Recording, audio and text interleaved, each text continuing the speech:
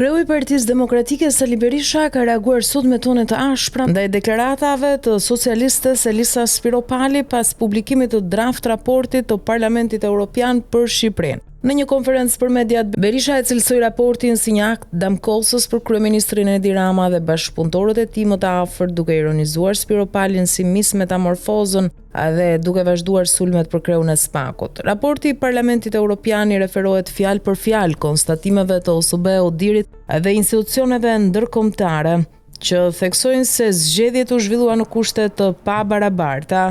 Kjo është dëshmi se Edi Rama ka ndërtuar një shtet elektoral, tha Berisha. Sipas tij, raporti akuzon qartazi qeverinë për përdorim të burimeve shtetërore në fushat, mungesë të barazisë në garë dhe kapje të institucioneve. Në raport përmendet qartë se ndarja e pushteteve nuk respektohet në Shqipëri dhe përgjegjësi kryesor për këtë është Edi Rama, shton ai.